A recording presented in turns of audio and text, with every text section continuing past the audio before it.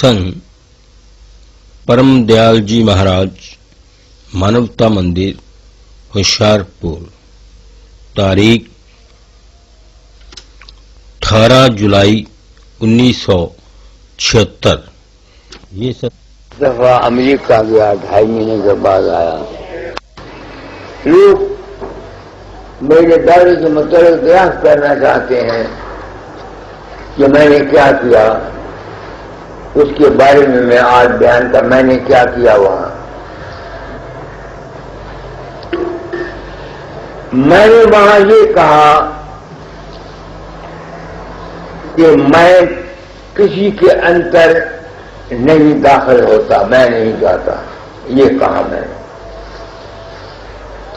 और ना ही कोई और महात्मा जाता है। और कहा क्या, मैंने इसलिए कहा कि कोई नहीं जाता क्योंकि बाबा चरण सिंह से मेरा भेंट हुई थी यहाँ, जब होशियारपुर आए थे। तो यहाँ आदमी, 2 औरतें, एक आदमी मर गया था। तो वो मरते समय कहने लगे, बाबा चरण सिंह और बाबा फकीर चंद आए हैं, हमको ले जा रहे हैं। हम मरते समय उन्होंने राधा स्वामी कहा मर गए।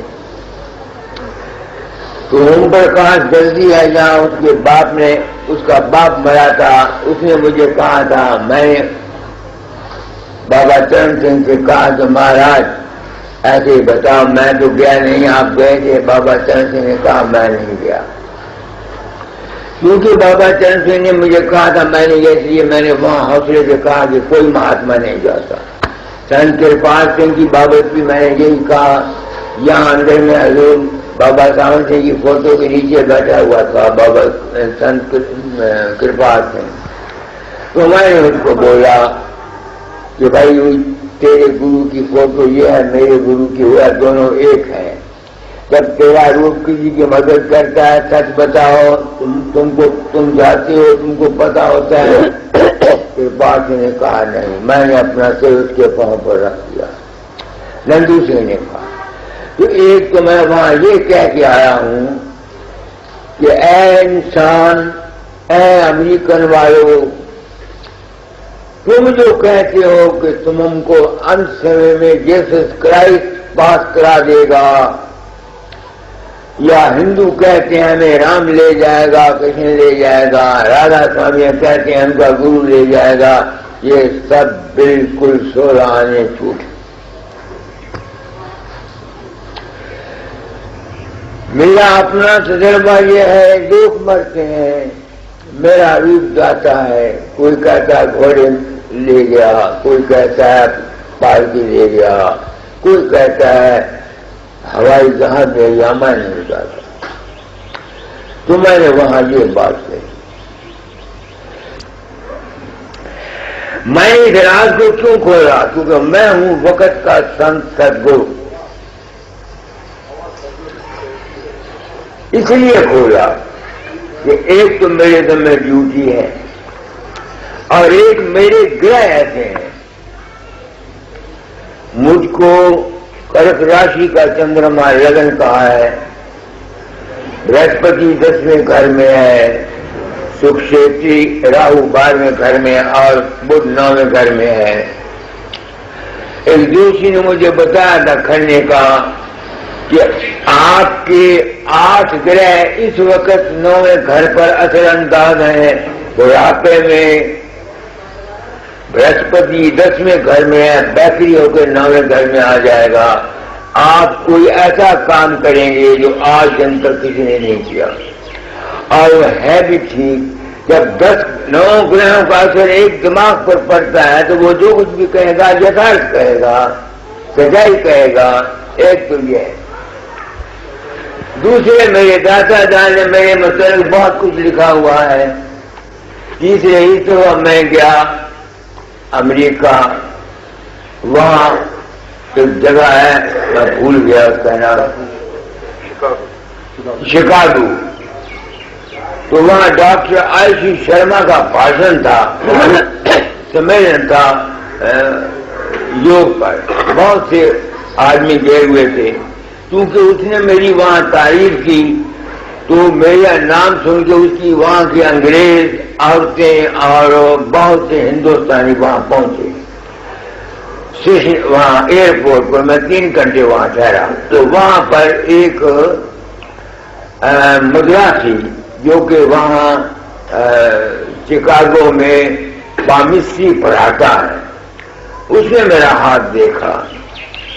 वो कहता है, पंडित जी आपकी ऐसी ब्रीक लाइनें हैं यहाँ कि जिस पर आप हाथ रखोगे, जिसको आप करोगे यानी आशीर्वाद दोगे, वो पूरी होनी चाहिए।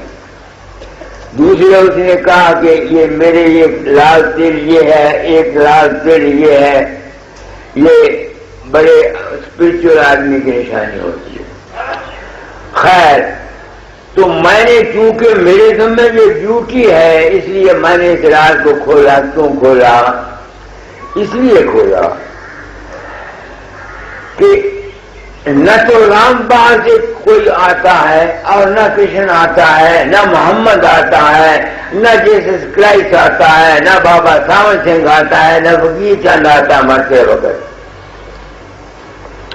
न कोई किसी के सुपने में जाता है, न किसी को कोई समाधि में जाता है। इस अज्ञान की वजह से हम इंसानी नस्ल मुख्तलिफ फिरकों में, मुख्तलिफ मजहबों में, मुख्तलिफ पंथों में, मुख्तलिफ दायरों में बट गए, जिसका नतीजा हमारे देश है, हमारे सिर पर है।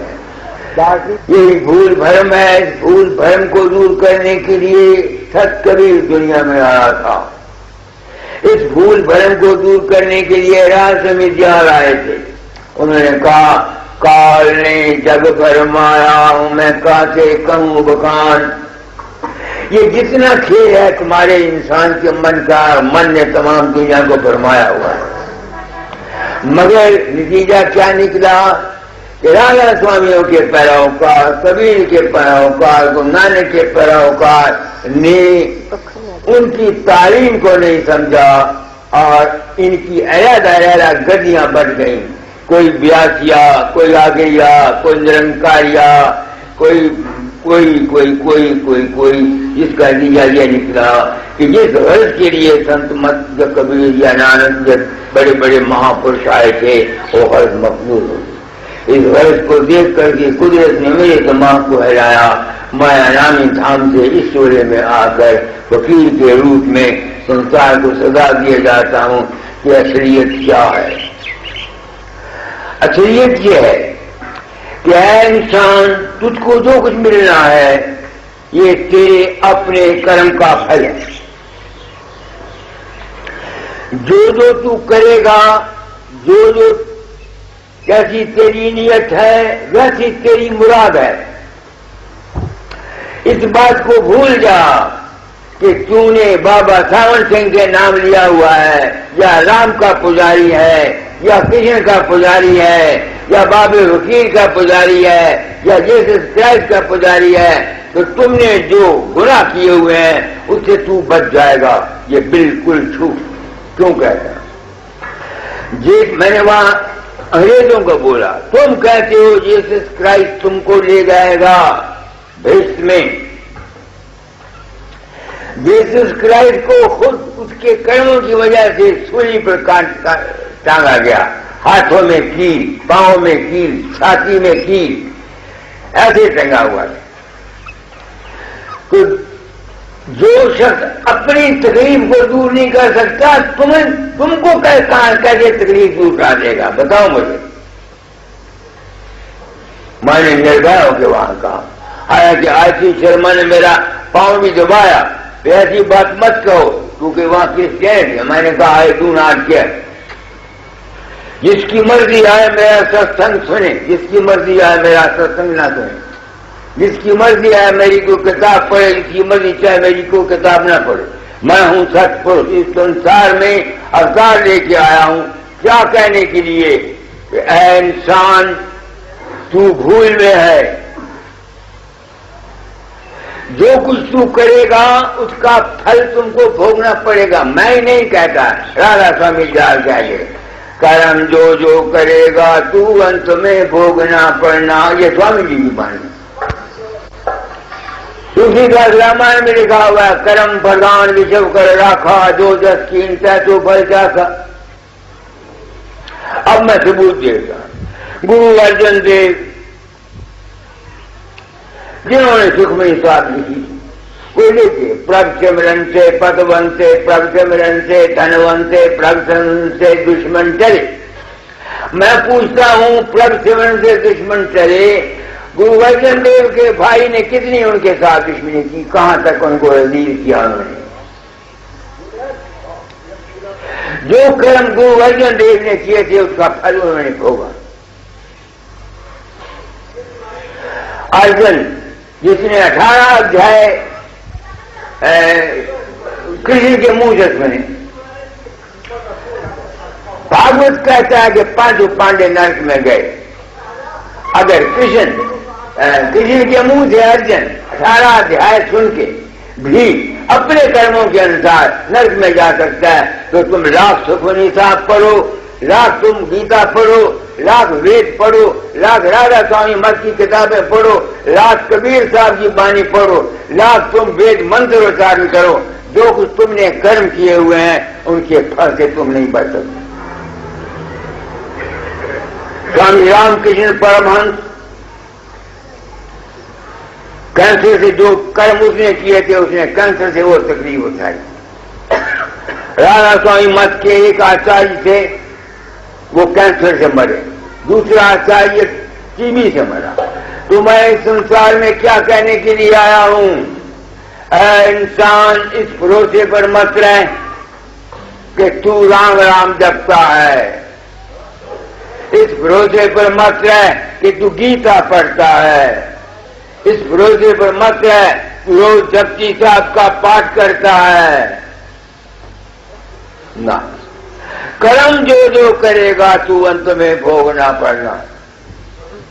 मैंने आपको स्वामी कबीर साहब की बानी शब्द निकालो, कर्म गत तारे नारे चरी, कर्म गत तारे नारे चरी। ऋषि वशिष्ठ से पंडित ज्ञानी, शोध के लगन धरी, सिया हरण मरण जैसे रथ गाय, बाहु न सूझ पड़ी, कर्म गत तारे नारे चरी। I have come on this earth from the infinity in the form of a fakir। क्या कहने के लिए, इंसान अपने अमल को, अपने कर्म को ठीक कर, इस भरोसे मत रह कि तूने नाम लिया हुआ है, या तू सिखों के घर पैदा हुआ है, या मुसलमानों के घर हजरत मोहम्मद या सैयदों की औलाद है, या तू ब्राह्मणों की औलाद है। जो जो कर्म तुमने किए हुए हैं उसका फल अवश्य मत करना पड़ेगा। ये क्योंकि मेरे ज़िम्मे ड्यूटी थी, दादा ने कहा था तालीम को बदलना, मैं मजबूरन दुनिया की लानो तान सहता हुआ, बदनामी सहता हुआ, मैं सच्चाई ज्ञान किएगा।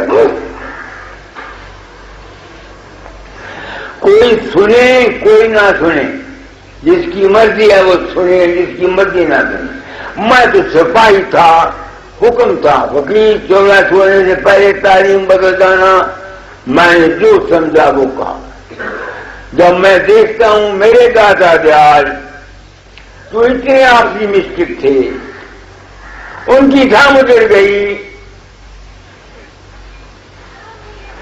मैं पूछता हूं कि अगर उनमें ताकत थी धाम को क्यों उजड़ने दिया? ये उनके पिछले जन्म के कर्म थे, राहु उनको आ गया, उनकी थाम ने उजड़ना था, उजड़ गई। He could not help it. तो एक तो जो मैं वहां कह के आया हूं वो यहां भारतवर्ष को कहना चाहता हूं। दूसरी बात, मैं वहां गया, वहां मैंने उनको बोला तुम लोग अशांत हो, दौलत तुम्हारे पास है, पैसा तुम्हारे पास है, सब कुछ है, मगर तुम अशांत हो। क्यों अशांत हो? तुमको अशांत होना नहीं चाहिए। मैं इनको बोला तुम अशांत इस वास्ते हो कि तुम महाकामी हो।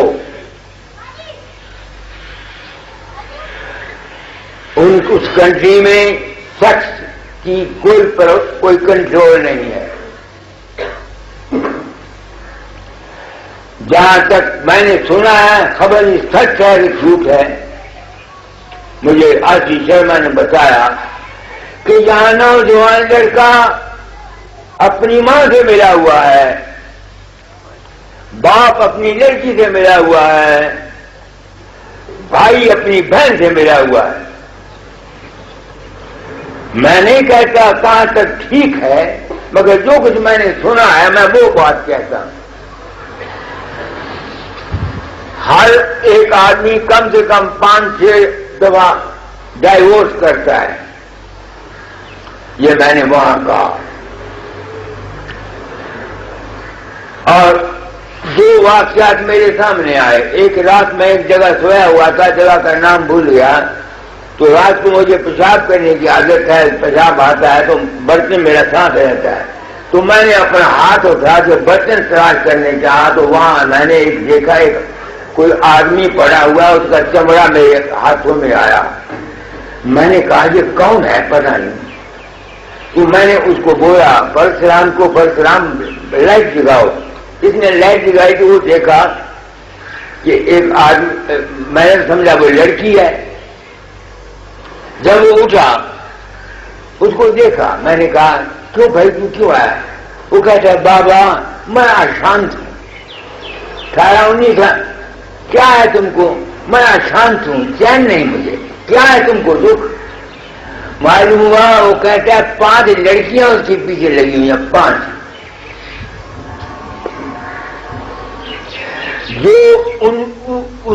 जो उसको उनके साथ मुबाशरत करने के लिए मजबूर करती रहती हैं। इसका नतीजा यह है कि वो अशांत है। एक और नौजवान लड़का बिल्कुल एन जिसे होता, वो मेरे पास आया, वो भी अशांत था। तो मैं वहां क्या कह के आया हूं और यहां क्या कहना चाहता हूं? ऐ इंसान, तेरी अशांति का कारण तेरी इल हेल्थ है। इल हेल्थ का मेन कारण तेरे विषय विकार का जीवन है। और यही स्वामी जी ने कहा है, कबीर, जहां काम ता नाम नहीं, जहां नाम नहीं काम, रवि रजनी दोनों ना मिले, एक ठार एक याम। तो इस रवि की बिना पर चूंकि दादा ने कहा था तारीम बदलदाना, मैं कहता हूं वह इंसान अपने शारीरिक और मानसिक ब्रह्मचर्य का ख्याल रख, वरना रोना, पीटना, दुखी होना, अशांत होना तेरे कर्म में है। न मैं रोक सकता हूं, न कोई और गुरु रोक सकता है, न बाबा सावन सिंह रोक सकता है, न दाता रोक सकता है। रुका मैं कैसे रोना मेरा बंद हुआ? 12 साल बसरे बगदाद में रहा, वहां भजन सिमरन करता रहा, अकेला रहा, वाइफ नहीं थी, मैं शहर नहीं गया अकेला कभी, मेरे साथ रहते थे ये प्रयोजन दास वाला 2 आदमी इकट्ठे भेजता था, क्योंकि वहां औरतें बड़ी खूबसूरत थी। तो एक बात तो मैं वहां क्या आया था, जो वहां कह के आया वही यहां कहता हूं, क्योंकि मैं हूं संत सदगुरु वक्त को मुझे सुखाब नहीं लग गया। मुझे अगर तुम रुपए दे के पूजोगे तो तुम तर नहीं जाओगे, मेरे नाम की गुड्डी चिराओगे तुम तर नहीं जाओगे, मेरी प्रशंसा करोगे तुम नहीं करोगे। तुमने करना है जो कुछ मैं कहता हूं उसको समझ कर, उसको विचार कर, उसको गुण कर, उस पर अमल करने से तुम्हारा कल्याण होगा, वरना नहीं होगा। तो एक तो मैं वहां ये बात कह के आया हूं। तीसरे मैं उनको ये कह आया हूं, तुम मांस खाते हो, गोश्त खाते हो। गोश्त खाने वाला आदमी रूहानियत को हासिल नहीं कर सकता, नहीं कर सकता, नहीं कर सकता। क्यों कहता? और मुझे ये दुख है कि हमारे हिंदुस्तानी भाई जो हालांकि कई व्यास के सत्संगी, कई संत कृपाल सिंह के सत्संगी, कई हिंदू, कई गुप्ता, कई शर्मा, गोश्त तो गोश्त रहा, वो बीफ सुबह शाम रोज खाते हैं। जब उनसे पूछा गया, वो कहते हैं महाराज ये उस गाय का गोश्त नहीं है जो दूध देती है, ये अलग है गाय, मगर अलग है। तभी तो मैं कहता हूं जब इंसान को पैसा मिल जाता है, धन आ जाता है, वो अपनी असलियत को खो जाता है इंसान। वहां चूंकि पैसा मिल जाता है ज्यादा, अब वो ऐशो-ऐशरत में पड़ गए, किसी की परवाह नहीं करते। मैं क्यों कहता हूं गोश्त खाने से परमार्थ नहीं मिलता?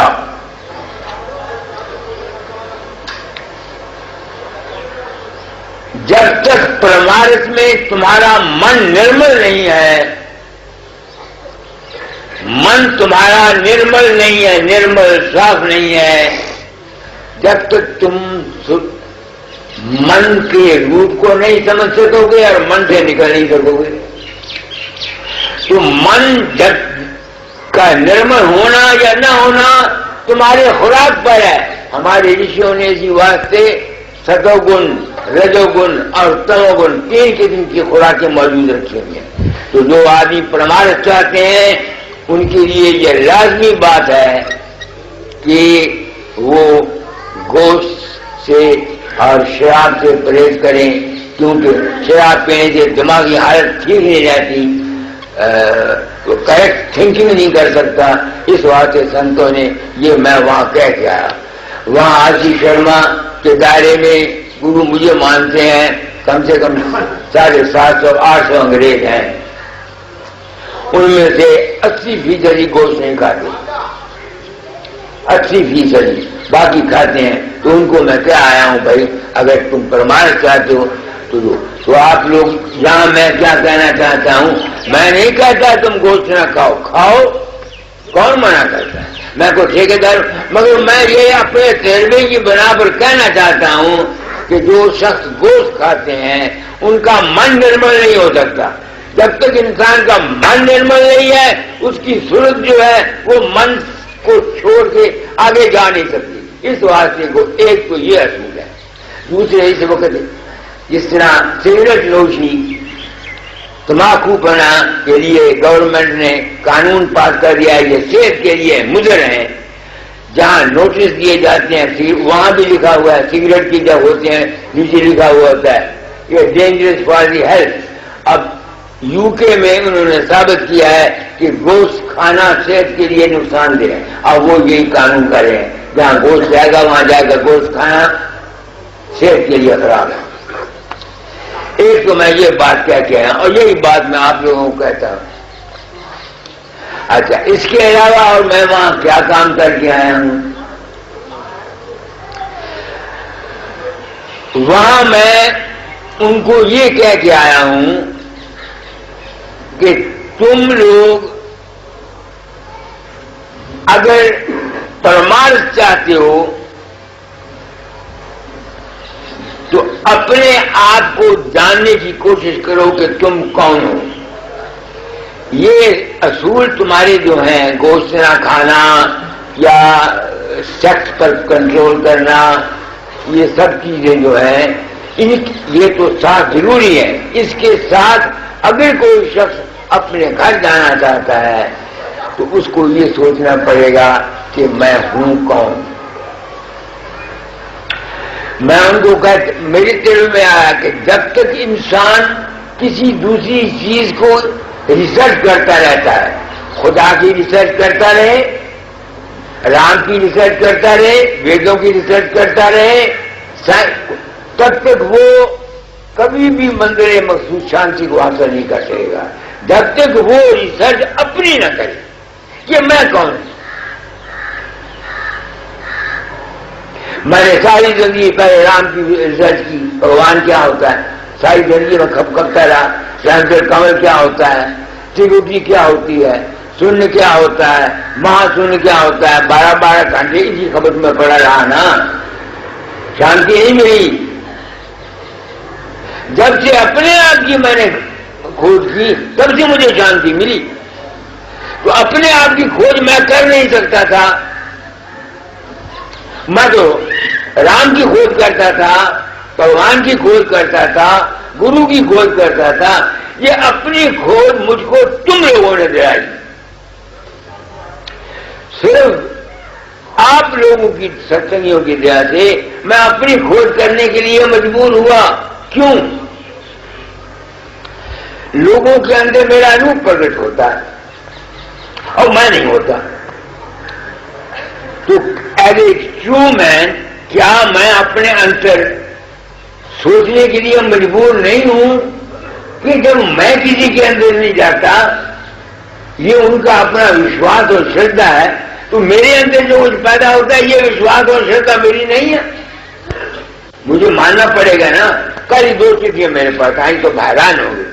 कहता बाबू मैं रात को कहीं जा रहा था, आगे अंधेरा था, बहुत डर गया मैं, आपकी फोटो मेरे पास ही, मैं क्या करता, प्रार्थना करने का। बाहर से एक आदमी मुझे नजर आया, उसने कहा आगे मत जाना, खतरा है, वापस चले जाओ, बस सारी उसमें चढ़ जाओ। इतने में बस एक आई, मैं उसमें चढ़ के वापस हो आया। वो कहता है आपसे, अब मैं अपनी आत्मा से पूछता हूं, ऐ मेरे मित्रों, ऐ मेरे भाइयों, ऐ मेरे वीरों, ऐ मेरी माताओं, ऐ मेरी लड़कियों, जब मैं नहीं जाता तो मैं सोचने के लिए मजबूर नहीं हूं कि जो कुछ भी मेरे अंदर प्रकट होता है ये दरअसल में है नहीं, ये माया है, मेरा सजेशन है, इंप्रेशन है। तो जब से मुझे ये ज्ञान हुआ तो मैं सच्चाई के लिए अंदर छोड़ने के लिए निकला, आ गया प्रकाश और सब। जब मन छोड़ जाता हूं बाकी क्या रह जाता है, रोशनी है और शब्द है। अब रोशनी और शब्द में जब मैं जाता हूं तो उसको ढूंढता हूं, जो रोशनी को देखती है मेरे अंदर चीज और जो शब्द को देखती है वो कौन है, वो मैं। असल में मेरे अंदर जो मेरी मैं है वो है कौन, वो चीज है जो प्रकाश में रहती है, प्रकाश को देखती है, शब्द में रहती है, शब्द को सुनती है। तो मुझे क्या मिला इससे, मैंने क्या समझा अपनी जिंदगी में, जो कुछ मैं वहां कह के आया हूं या जो कुछ मैं जहां भारतवासियों को कहना चाहता हूं, मैं कौन हूं। अगर मैं ये कह दूं कि मैं ही सब कुछ हूं वहां, तो मुझ में शक्ति वही होनी चाहिए कि मैं जो चाहे कर दूं। मैं नहीं कर सकता। अच्छा मैं ना गई, बाबा सावन सिंह जी वो आप बीमार हुए, अपनी बीमारी दूर न कर सके, दादाजार के काम को ठीक न कर सके, तो मैं सोचता हूं बात है क्या, हम कौन हैं? हम हैं एक चैतन्य के बुलबुले, एक परम तत्व है, उसकी हम अंश, उसकी खेल है। हम तुम सब बन जाते हैं, उसमें निकलते हैं, उसी में समा जाते हैं। जब से मुझको ये ज्ञान हुआ मुझे क्या मिला, शांति। अब मैं पढ़ता नहीं, ये तो मेरे समय घर पर ढोल बजाता हूं, मुझे क्या कर तुम लोगों को ये बात कहूं, मगर क्योंकि मेरे समय ड्यूटी थी, वकील 16 ने पाए तालीम को बदल जाना, मैंने प्रण किया था, अपना अनुभव किया जाऊंगा, इसलिए कहता हूं अपनी खोज से मुझे क्या मिला, मैं कौन हूं, मैं खुदा नहीं हो गया न, मैं चैतन्य का बुलबुला हूं। जिस किस्म की प्रकृति मेरी बनी मैं उस किस्म का काम करता हूं, ये भगवान के हाथ में है। तो इस तरीके की बना पर मैं ये कह के आया हूं, वहां जहां कहता हूं ऐ इंसान तू अपने आप को जान, तू है कौन, तू एक चैतन्य का बुलबुला है। जिस किस्म की प्रकृति खेल तुम्हारी मेरे जिस्म में बनी हुई है, वी आर बाउंड टू पे दैट पार्ट। जब ये शांति मिल गई खेल ही खत्म हो गया। फिर अब क्या हो गया, एक जबरदस्त निकालो मन तू थकत थकत थक जाए, मन तू थकत थकत थक जाए। मैंने रिसर्च करते करते मुझे क्या मिला, मेरा मन थक करता करता करता करता थक गया। और थकने के बाद मुझे क्या मिला, मन तो थकत थकत थक जाई, मन तो थकत थकत थक जाई। बिन थाके तेरो काज न सरे है, बिन थाके तेरो काज न सरे है। फिर पाछे पछताई, फिर पाछे पछताई। मन तो थकत थकत थक जाए। बथेरा अभ्यास कीता थक गया, बथेरा अभ्यास कीता थक गया। ये थकावट किसने दूर की थी, तुसा लोग। जब मैं थक गया, थक कैसे गया, अभ्यास करता रहा, समझ नहीं आती थी। तुम लोगों से पता लगा, ओहो ये जो कुछ मेरे अंदर प्रकट होता है ये तो माया है नहीं। फिर आगे गया, अब जब आगे गया तो उसको ढूंढता हूं, जो प्रकाश मिला कि उसका अंत नहीं मिलता। कभी जब ऐसी समाधि लग जाती है तो अपना आप भूल जाता हूं, न मुझे ये याद रहता मैं हूं, न मुझे याद रहता मैं नहीं हूं। कई तो मैं सोचता हूं कि ये जो तेरी अवस्था आई है ये तू हस्ती तो नहीं है, मैं हस्ती नहीं न। क्यों, स्वामी ने लिखा है पानी में आगे जाकर, यहाँ नहीं खारिज मखलूक आगे वो लिखते हैं, नहीं सतनाम ना नामा नामी। जिस जगह पर जाकर स्वामी जी कहते हैं वहां नहीं सतनाम ना नाम ना अनामी, वो क्या अवस्था है, वो यही है ना कि जो हमारा चीज छूटने वाला था यही खत्म हो जाता है। सतनाम या नाम अनामी रहता है ये नहीं रहता, ये क्या पता स्वामी जी को। स्वामी जी ने तलाश की, चूंकि उनको पता लगा कि वो आप ही नहीं रहे, उन्होंने क्या दिया, वो अनामी है। दरअसल के जो भगवान क्या है, न तो कबीर को पता लगा और न स्वामी जी को पता लगा और न किसी को पता लगा। सबने अपना पंथ चलाने के लिए, अपने मान करने के लिए ऐसी ऐसी रोचक भयानक बातें कही हैं जिसका कोई हिसाब नहीं। मैं तुमको एक नई बात बताता हूं, पहले इसको सुना पर। जब लग तो करे जीव रहते हैं, तब लग पर दवाई। ये देख, जब तक कोई जीव तू तू करता रहता है, कोई भगवान है, राम है, गुरु है, जब तक वो ये मानता है तब तक उसका पर्दा है। आगे टूट जाए होठ तिनका की, रस कर रहे ठहराई। कहना ये तिनका तेरा तू का तिनका ये टूट जाना चाहिए। जब ये मेरा टूट गया, किसने तोड़ा, तुम लोग। इसी बात से इस उम्र में दाता दयाल तो है नहीं। मैं आप सत्संगियों को तो मुझे गुरु मानते हैं, मैं आप लोगों को सदगुरु मानकर नमस्कार करता हूं कि ये जितना ज्ञान मैंने हासिल किया आप लोगों ने हासिल किया। और यही मेरे दाता ने कहा था 1918 में, तो फिर तुमको काम देता हूं, तुमको सच्चा सदगुरु राजा समीदार सत्संगियों के रूप में मिलेगा, क्योंकि तुम में सच्चाई है। शायद आप भी तर जाओ औरों की भी तारकी दे जाओ, ये लफ्ज। क्योंकि दाता ने जो कहा था कि तुमको सच्चा सदगुरु सत्संगियों के रूप में मिलेगा, इसलिए अगर मैं आप लोगों को अपना सदगुरु मानूं तो मैं मुजरिम नहीं हूं, अगर ना मानूं तो मैं मुजरिम हूं। आगे पढ़ो। सकल तेज तज होए न पंस यह मत सुन ले मेरी। सुनो, मैं को क्या कहा, मुझे नहीं पता था ये क्या लिखा हुआ है। सकल तेज तज होए नपुंसक, नपुंसक में नामर्थ। तो जब मैं वहां जाता हूं तो मैंने क्या कहा, मेरी रस मुझे कहां ले गई, मैं कौन हूं, मैं चैतन्य का बुलबुला। तो अपने आप को मैंने रिसर्च के बाद इसलिए पढ़ाया कि मैं जब मैं चेतन का बुद्ध में अपने आप को समझता हूँ तो मुझ में तुम को क्या कहा सकल तेज तजे होए न पंसक, यह मत सुन ले मेरी।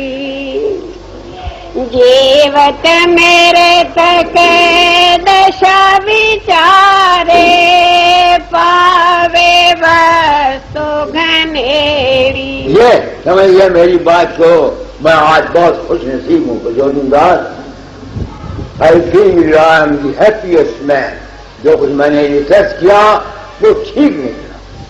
किसी संत ने आज दिन तक ये नहीं कहा मैं चेतन का बोल रहा हूँ। वेदांतियों ने कहा हम ब्रह्म। स्वामी जी ने कह दिया जहां संत पहुंचा वो ईश्वर परमेश्वर के पैदा करने वाले हैं, बस। और जो कबीर ने कहा कि सोना नहीं सकता, मेरी भी यही सही थी कि मैं चेतन का बोल रहा हूं। तो जिसने ये समझ लिया मैं चेतन का बोल रहा हूं उसके पास से हम पाप चला गया। तो यही कबीर कहता है तुम्हारे कबीरा जो होगा तेरा मुंह चुम लेगा, तेरे मुंह तेरे फेंगा। हाँ प्रवेश करी को जीवत मेरे तक दशा विचारे, पावे वस्तु घनेरी। मन तो थकत थकत थक जाए, आगे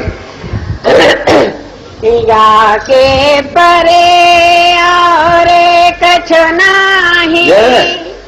यह मति सब से पूरा। वाह वाह वाह कबीरा वाह वाह वाह वाह। हाँ या के परे और कछु नाही, यह मति सब से पूरा। कहे कबीर मार मन चंचल, हो रहो जैसे धूरा। कहे कबीर मार मन चंचल, हो रहो जैसे धूरा। मन तो थकत थकत थक जाए। आपने बड़े बड़े संतों के हाल सुने होंगे।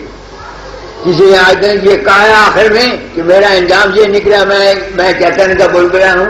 मैंने कहा और जो मेरा अनुभव था आज कबीर की बानी ने मैं पहली दफा मैंने ये सुना, आज उसने तस्दीक कर दी। इसलिए तो मैं वहां क्या क्या यही कह के आया और क्या क्या के आया हूँ।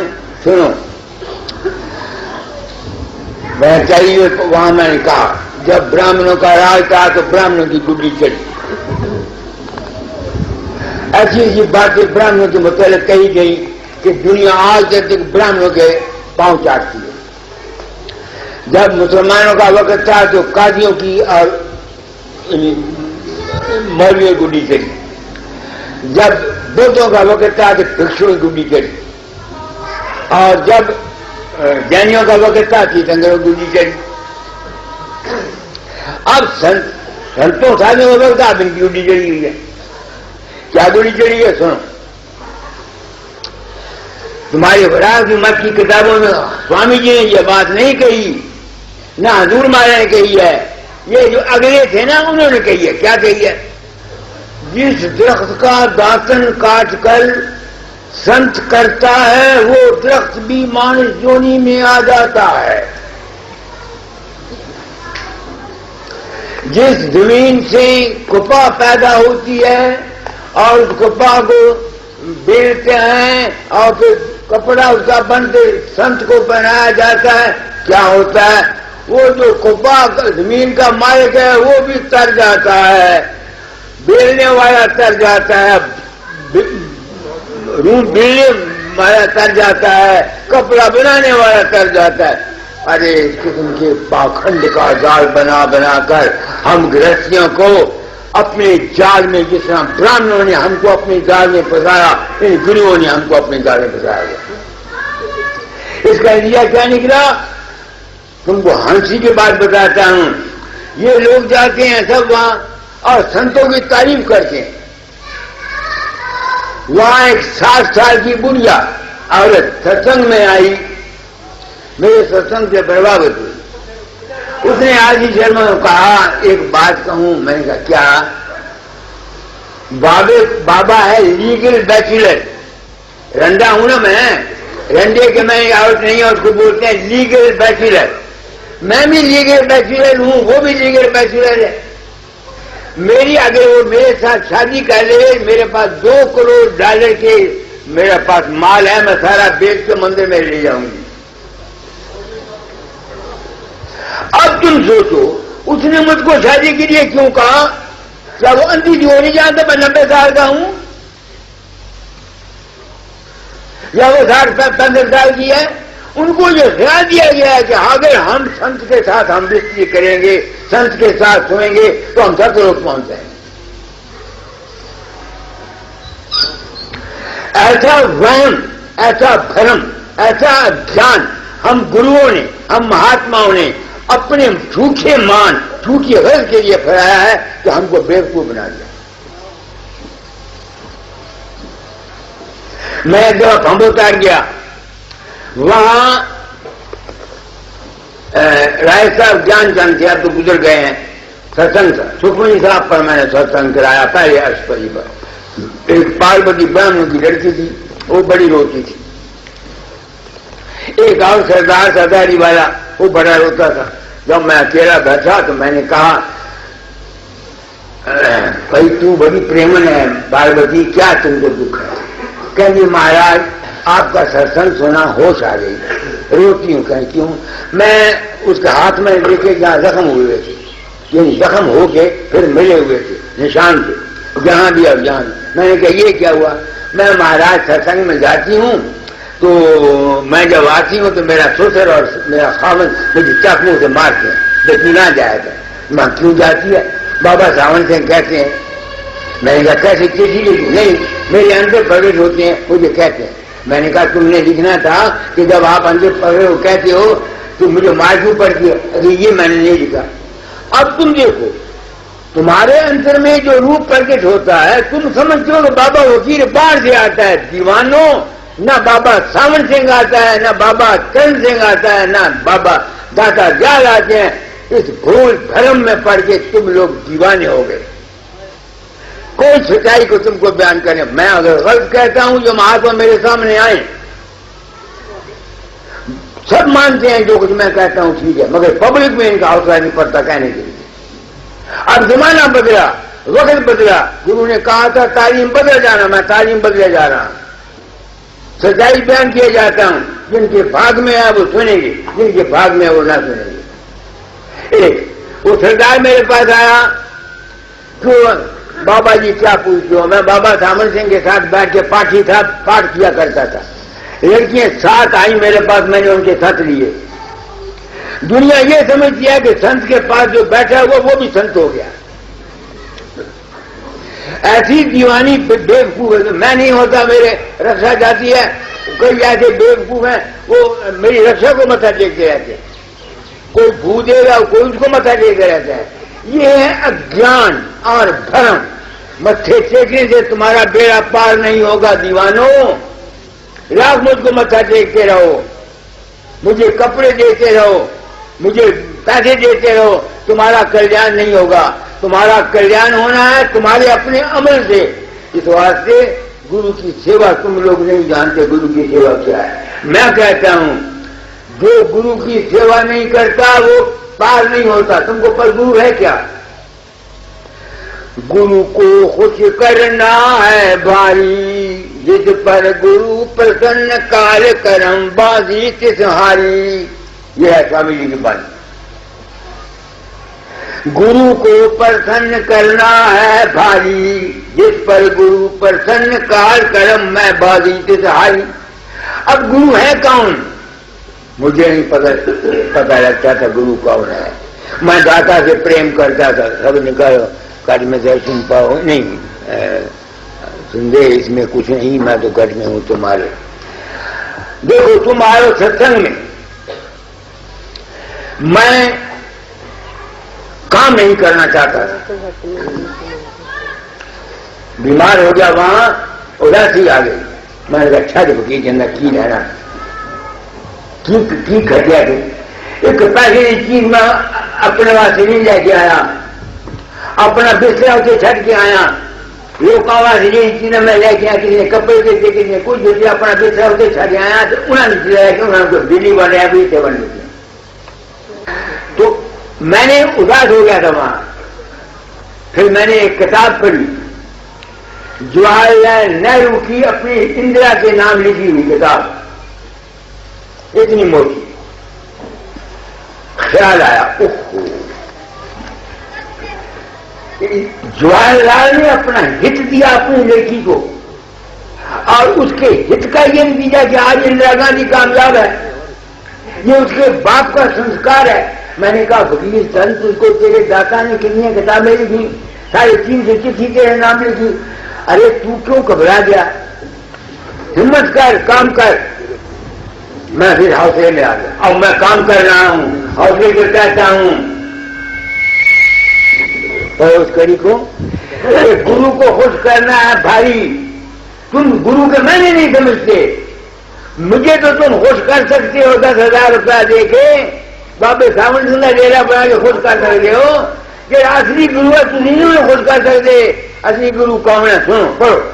घट में दर्शन पाओगे संदेह कुछ समय नहीं, मैं तो घट में हूँ तुम्हारे, ढूंढ लो मुझको वहीं।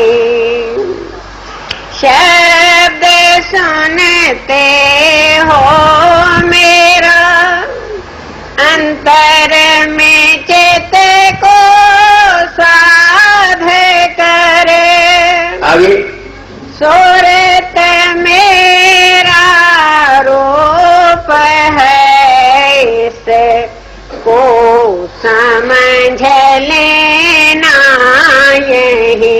अब बताओ मैं गुरु को खुश करना क्या है?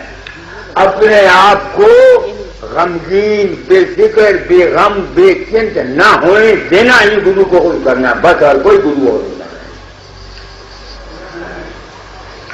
अपनी आत्मा को दलगीर न होने देना, गमगीन न होने देना, फिक्र न होने देना, चिंता न करनी, रोना नहीं, हाया नहीं करनी।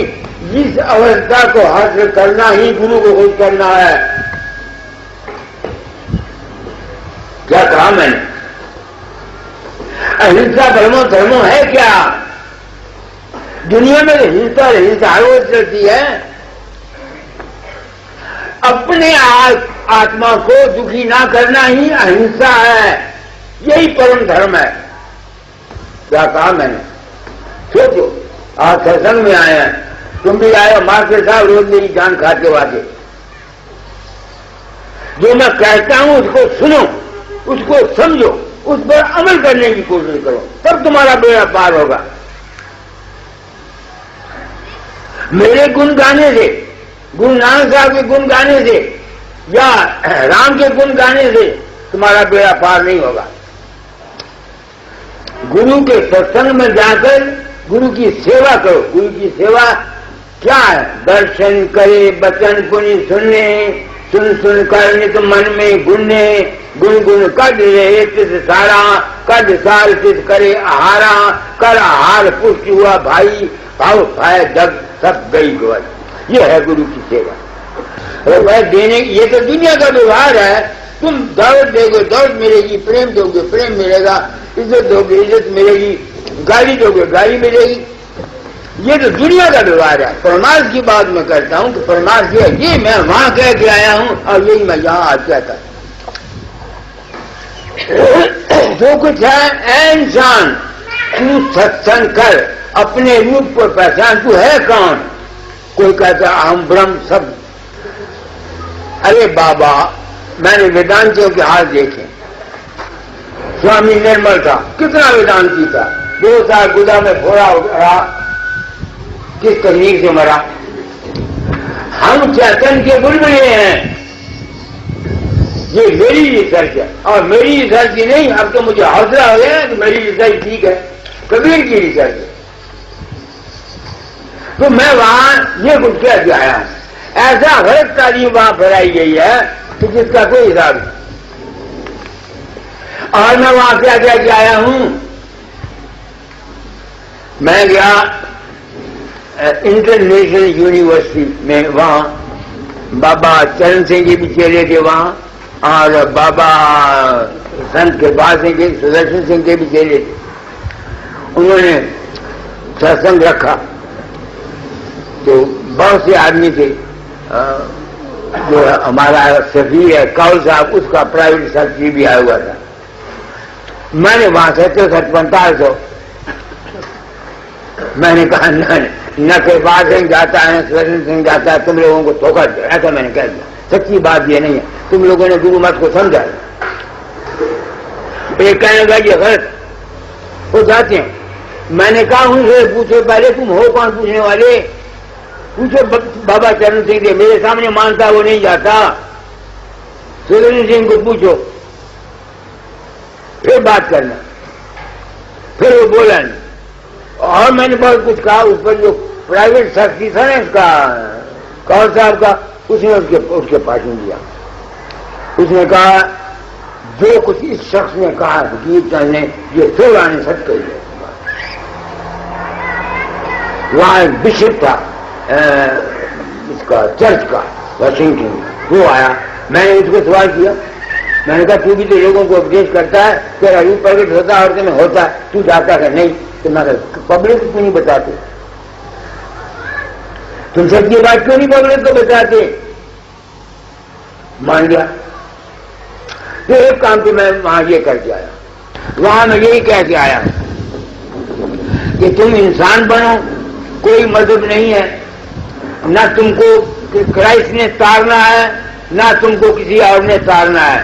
तुमने तरना है अपने कर्म से। गुरु नाम है ज्ञान का, समझ का, विवेक का। गुरु ने तुमको उपदेश देना है, सच्चाई बयान करनी। या एक और बात भी है, तुम जिसका ध्यान करते हो, जिसका तुम ध्यान करते हो, उसको पता हो या ना हो, जो हर एक आदमी के अंतर से ज्यादा वो है, उसके अंदर से रेडिएशन निकलती है। जैसा कोई आदमी है, उसके अंदर से जिस्मानियत की भी और परमार्थ की भी और मानसिक भी। बीमारी है, तुमको प्लेग है, हैजा है, कुछ है, इन्फ्लुएंजा है, जहां तुम बैठोगे तुम्हारे अंदर से वो हवा निकलेगी। जिस किस्म के तुम्हारे ख्यालात हैं वो निकलेंगे, जैसे तुम्हारी आत्मा की जैसी वैसे तुम निकलोगे जब तुम उनका ध्यान करोगे। अगर वो गुरु जिसका तुम ध्यान करते हो खुद बामल नहीं है, जो कुछ उसके अंतर होगा तुम वो कबूल करोगे।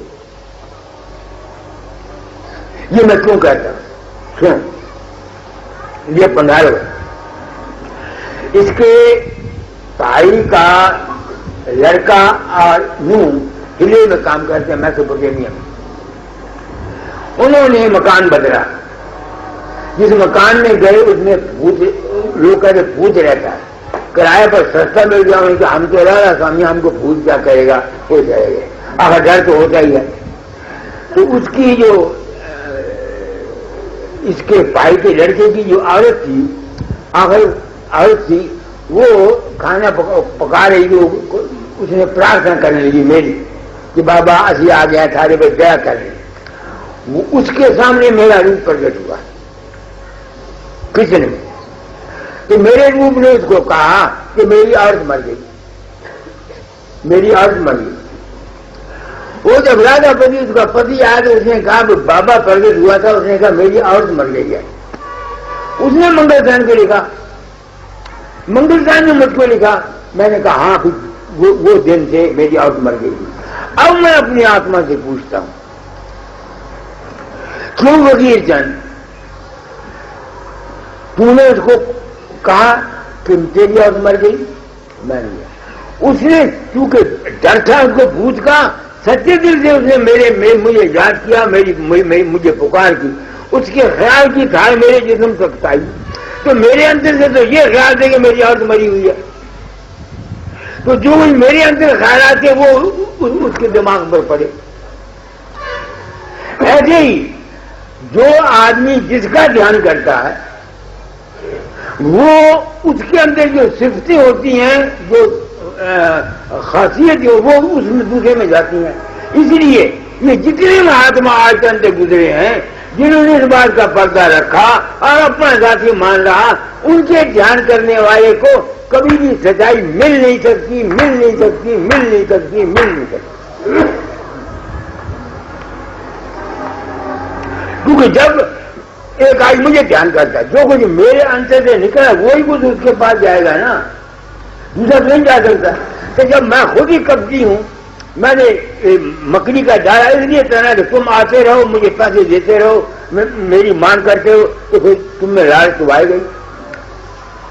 इसलिए संतों के मार्ग में ये कहा है, गुरु को मान के जानते ते नर कहिए अंदर, दुखियों है संसार में आगे जम का फंद है। कभी भी गुरु को फकीर चंद या बाबा सावन सिंह साल पैदा हुआ था अफगाने साहब मत समझो, वरना तुम्हारा नुकसान होगा। गुरु इज एन आइडियल, उसको पूरे मानो उस रूप में, तुम्हारा काम बन जाएगा। मैं खाए 10 नंबर का बदमाश ही रहूं, मैं खाए कैसा भी गंदा रहूं, अगर तुमने मेरे रूप में उस रूप को फकीर चंद मस्तराम का लड़का नहीं समझा हुआ और उसको पूर्ण माना हुआ है, तुम्हारा अंजाम बखार हो जाएगा। ये कहना चाहता हूं, वहां भी कह के आया और आप लोगों को कहना चाहता हूं कि लोग मेरा वहां ध्यान करते हैं। समझिए मेरी बात को, मैंने इस सत्संग में कोई कसर बात समझाने में आपको कोई छोड़ी नहीं। अमल करना या ना करना ये आपकी बात, तो जिसका जैसा तुम संकल्प करोगे, ये जरूरी नहीं कि तुम किसी को गुरु मानो, किसी सतपुरुष के साथ प्रेम करना सीखो, भाई बना लो, यार बना लो, दोस्त बना लो, क्योंकि उसकी रेडिएशन में अगर मेरी संगत करने वाले को बशर्ते कि वो संगत प्रमाण के अगर शांति नहीं मिलती तो मैं समझता हूं मुझे जाने था, मेरा कसूर है, आप लोगों का कसूर नहीं। यू आर टू ब्लेम, मैं मुझे बशर्ते कि तुम इस ख्याल के लिए आओ। मेरे पास इस ख्याल के लिए कोई नहीं आता, कोई दौलत के लिए आता है, कोई पैसे के लिए आता है, कोई मुकदमे के लिए आता है। ये भी अगर तुम आते हो और अगर सचमुच मैं फकीर हूं तो तुमको ये काम भी तुम्हारा पूरा होना चाहिए। ये नहीं कि मैं करता हूं ना, लकड़ी जब आग हो जाती है, ये चीज है, इसको आग हो जाएगी, तो जो आप काम करेगी वो ये काम करेगी।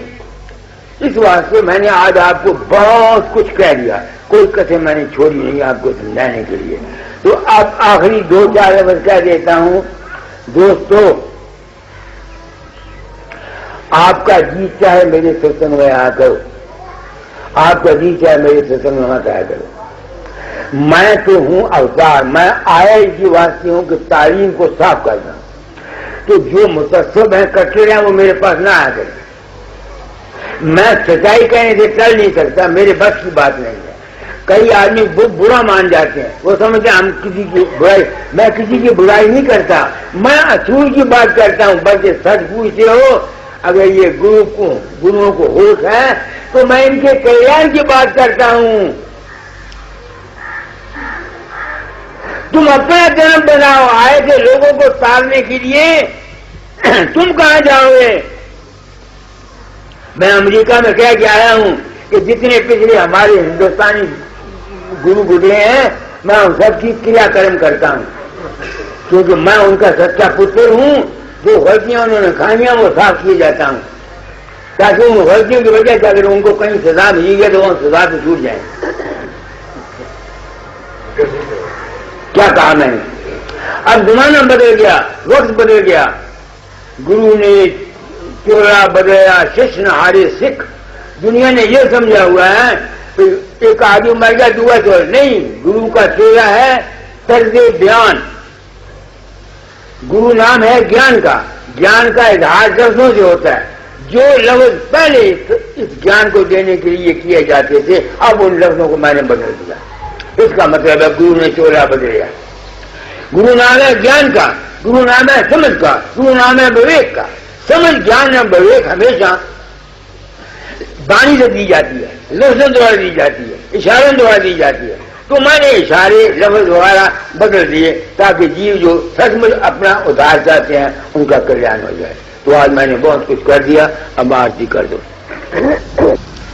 शरण शरण की वंदना नित कोई और न गाऊं, गुरु बसो चित आए मेरे, बख्श दो निज नाम। तेरी शरणागत हुआ जब किसकी राखूं।